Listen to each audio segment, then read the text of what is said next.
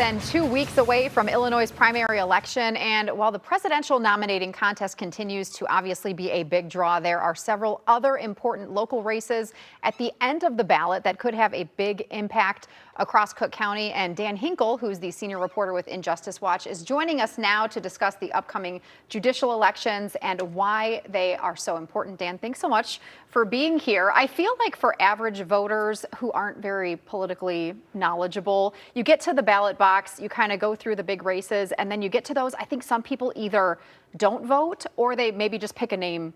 Oh, this person sounds good. But the report that you put together really is meant to educate voters about this race, and they're very important positions.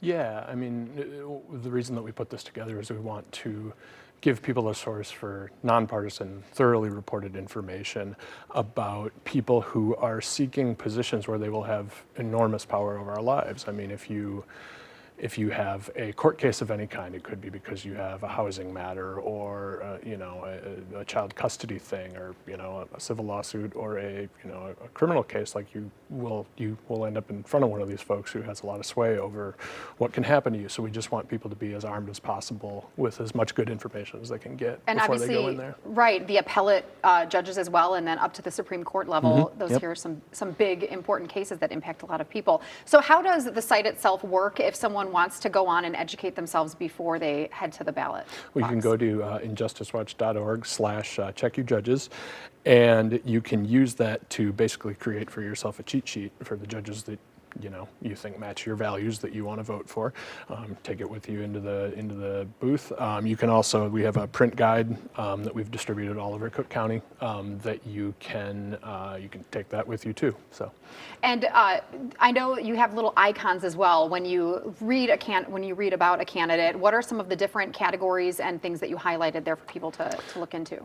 Well, there's we want people to have sort of a useful shorthand for the backgrounds of some of these folks. So if you're a prosecutor, or you're a public defender, if you've got a past controversy, if you are a selection of the party, like we put that all in there so that people can have kind of a shorthand to and then you can click on the profiles themselves to see a little bit more information about them. And there are quite a few judges that are being elected this time. I think I read, is it like 60 some people, or 40 to 60? I think there are 45 positions, and I think 69 candidates for right. that. So quite a few to sift through there. And if people wanted to learn more about their judge that's in their particular region, and they click on, I know one of the other items was past controversy. So you even give people a look at, you should know about some of the past of some of these people. Absolutely. I think it's important also to note that, like, we cover,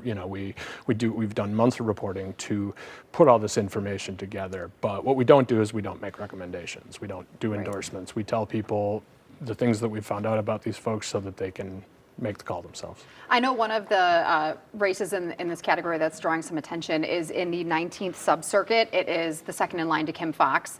I know she was tied into the Jussie Smollett case and has faced some controversy. What are your thoughts just on that race in particular? Well, we wrote a little bit more about that one because most of the candidates are fairly anonymous.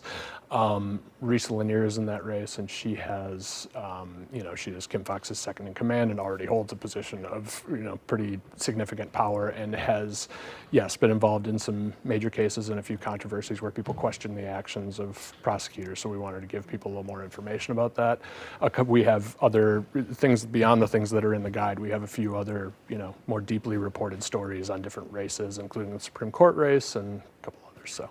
All right, Dan. Well, that gives people a good idea of how to be more informed as they head to the ballot box. Thank you for joining us. You can check out the Injustice Watch Cook County Judicial Election Guide on their website. It's injusticewatch.org, or you can scan the QR code that's on your screen right now. And Election Day, of course, is coming up on March 19th, right?